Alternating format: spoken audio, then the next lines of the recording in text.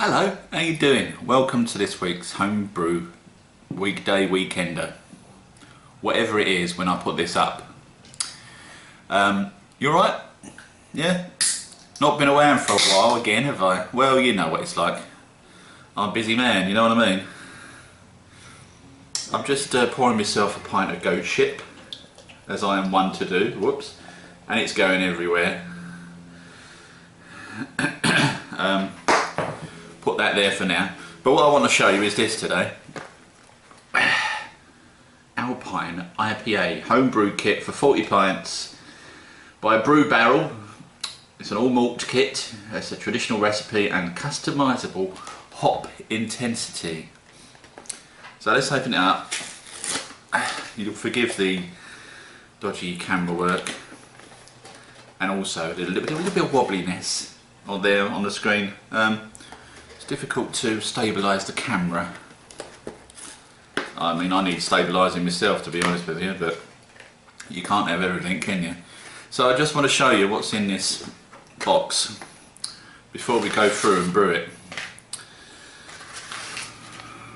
So here we have, well, there's your extract. 3.6 kilos of malt extract. And we've got Cascade hop juice. We've got one that just says hops. We've got Hersbrucker juice. We've got another Hersbrucker and another Cascade. And we've got a sachet of 4 grams of yeast and another one, 4 grams of yeast. So I suppose the reason they give you 2 like this is because you might want to do half a batch in one go and then do another half a batch later on. I'm not going to do that, I'm just going to do it all in one go. So I might even rehydrate these. Yeah, I don't know, we'll see how we go with that. Doesn't really say anything special about the yeast on there. So, but it looks fairly standard. Nice looking little kit really, with all the extra bits and bobs in there. This is Bavarian Lager, Bavaria's most popular beer. Oh no, it's not. What am I talking about? This is an Alpine IPA, isn't it? I'm looking at the wrong bit, aren't I? Right, should we start again? This is an Alpine IPA, a craft brewing revolution meets Bavaria's brewing expertise. Included with this kit, Cascade and Hersbrucker hops, which when used with the finest Bavarian malt will allow you to brew an unmistakably unique IPA owing to the slightly roasted malt aroma hop composition in this kit. Now, the brewing instructions look to be fairly decent on the back here. Yeah, fairly standard. And it gives you all sorts of information in there about how to pitch the yeast and all that kind of palaver. But as with all things, these are really just there for people that don't know what they're doing. So I should be alright. Hey!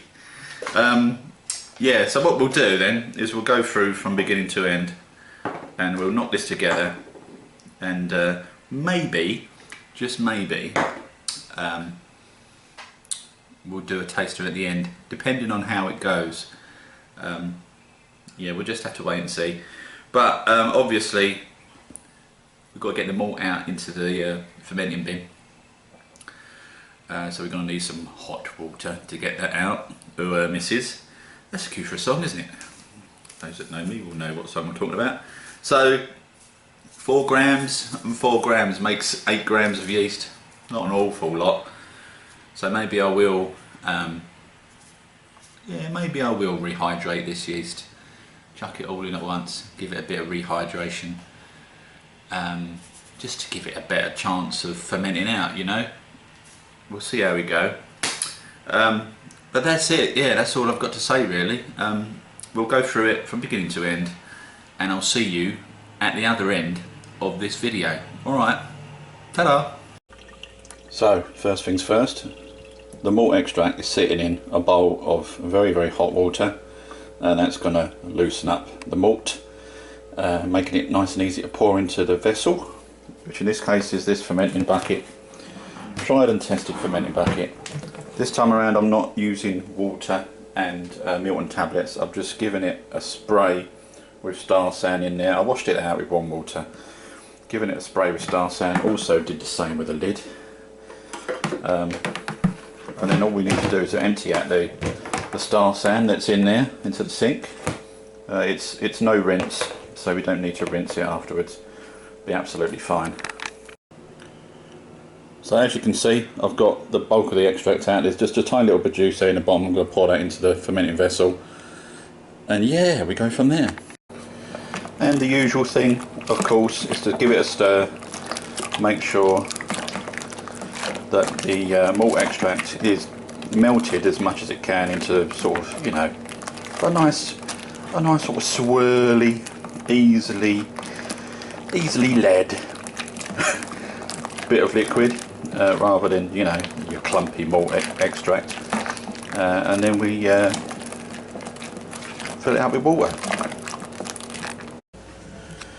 Right, so we've got about half a litre of water in there. It's boiled water on the stove, and I've got it to a temperature of just under 100.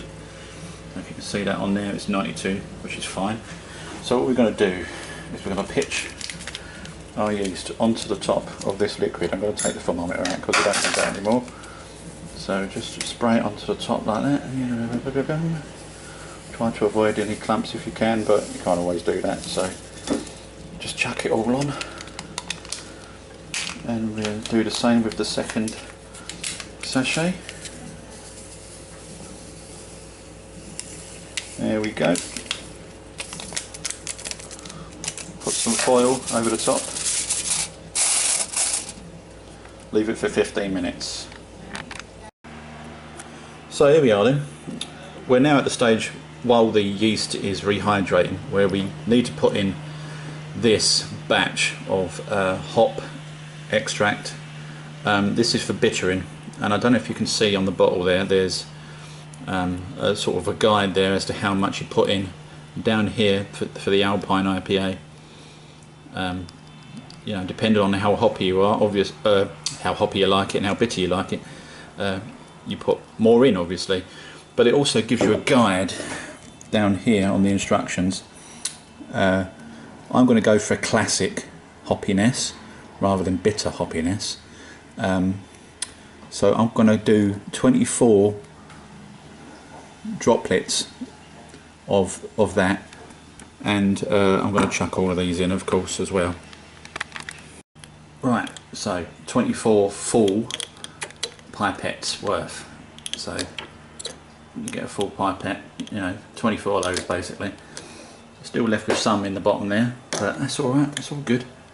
And I just need to chuck these other three in. So here we are then. Oh, 15 minutes later. Give that a bit of a stir. Now obviously this thermometer was sitting in boiling hot water earlier, so it's sanitised. Alright, just in case I can hear people screaming out there going, Roy, you didn't sanitise the thermometer. Didn't need to. So,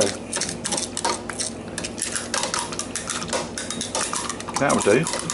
What we'll do now is we'll put the foil back over the top, and we'll leave it for another 15 minutes, and then after that we'll pour it in the beer. So here we are then, 15 minutes later. Pour that into our beer. Make sure that you get the stuff off the bottom as well. That's it pretty much. I'm just going to chuck some water in there and get the dregs off. We'll give it a stir and that's it. Hello! Oh, that was a bit loud, wasn't it? Hello, and welcome to the end of this video. As you can see, I have come prepared. I've got a bottle of the beer that we did for this video. I'm going to open it up and we're going to have a little taster and see how it's turned out, shall we? Forgive the wobbling of the camera. going to give it a decent porridge.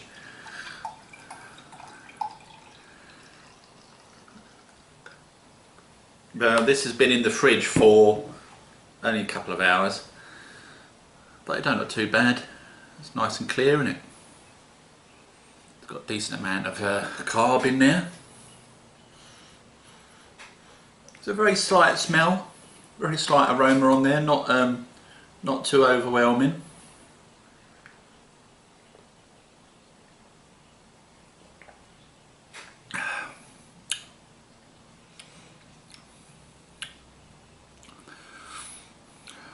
Now, I was expecting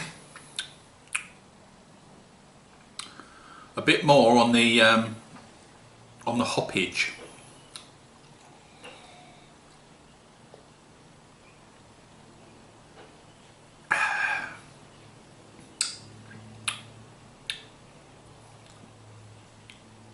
It's quite dry.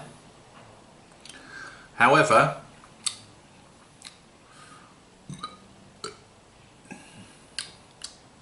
it's not bad. I think I got the bittering right, just the right amount of bittering for the style of beer. So the last vial you saw me add in, or I don't know whether you saw me add in, but as I explained to you, there was a little gauge on the side of the vial. Oh, pardon me. And you know, depending on how bitter you wanted it, you put in more or less. And I think I got that right, so it's just about right on the bitterness. But it's not an IPA really. You know, I would expect it to be bursting with flavour, and it isn't. So the initial hops that we put in, presumably to provide, you know, the flavour, were a little bit disappointing.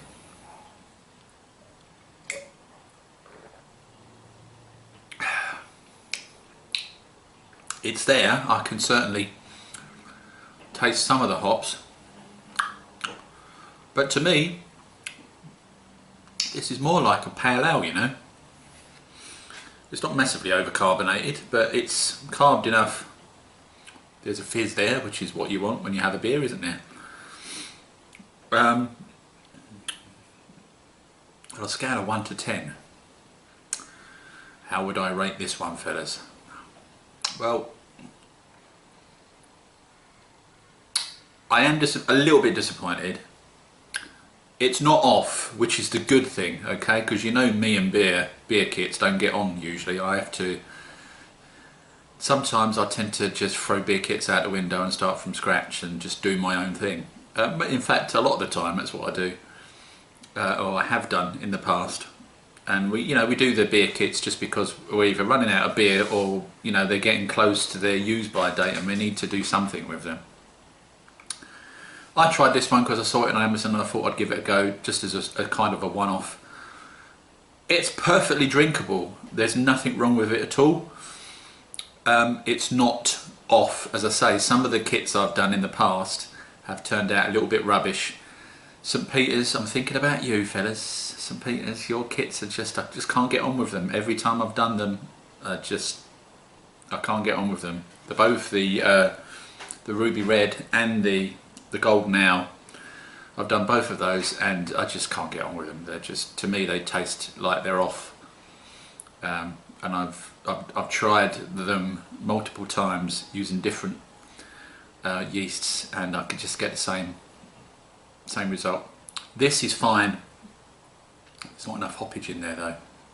There really isn't. There's enough bitterness in there, so I don't need to increase the bitterness by putting in a drop or two more into each glass when I drink it. But there's not enough going on. It's more, it tastes to me more like a sort of like a pale ale.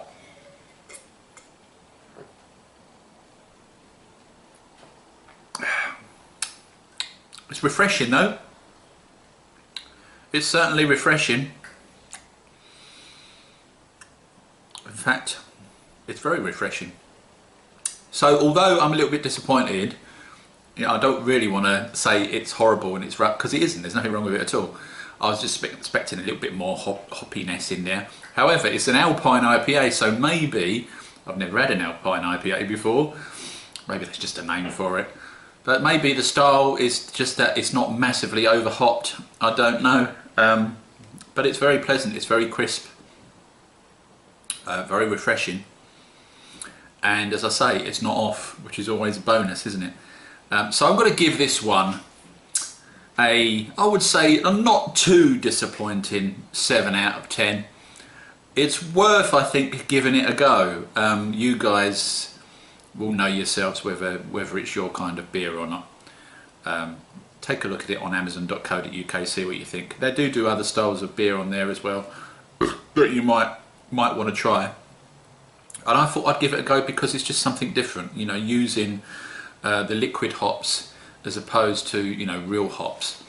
So it's come out okay, and you know, I'm just happy that it doesn't taste awful, you know, because my luck with beer kits, fellas, you know, I don't really have too much luck with them. But this is nice. I'm drinking it, so yeah, it's got to be 7 out of 10. So that's it for this one. Hopefully you've found this useful, and maybe you want to give it a go yourselves. You know, we try and keep these things a little bit interesting, and even if they're not interesting, then, you know, we can have a laugh along the way and have a bit of a joke. So that's all for now. I'll see you on the next one. You look after yourselves, and I'll see you next time. Ta-da!